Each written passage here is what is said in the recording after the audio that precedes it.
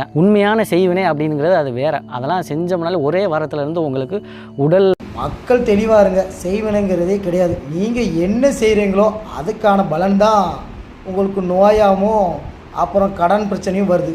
நம்ம ஆசைப்பட்டு அளவுக்கு மீறி கடன் வாங்கும்போது கடன் பிரச்சனை வருது. ஆசைக்கு அளவு மீறி கண்டு கழுதி சாப்பிட்டுட்டு நோய்வாய்ப்படுறது, இதெல்லாம் செய்வன கிடையாது. நம்ம செஞ்ச தப்புக்கான பலன் தான் கிடச்சிருக்கு. சரியா? அதனால் செய்வனங்கிறதே பொய். அது ஒரு பித்தலாட்டம். உங்களுக்கு கடன் பிரச்சனை இல்லை நோய்வாய்ப்பட்ட உடனே யாரோ செய்வனை வச்சுட்டாங்க, அப்படிலாம் ஒரு மண்ணாங்கட்டியும் கிடையாது. யாரும் யாருக்கும் செய்வனை வைக்க முடியாது, எடுக்கவும் முடியாது. அது ஒரு கட்டுக்கதை. அதை வச்சு மக்களை ஏமாற்றி இன்னும் காசைப்படுத்திட்டுருக்காங்க. செய்வினைங்கிறது நீங்கள் என்ன செய்கிறீங்களோ அதுக்கான பலன் உண்டு. சரியா? ஆசைப்பட்டு கடத்துக்கு மேலே கடன் வாங்கினா கடன் தான் ஏறிட்டே இருக்கும்.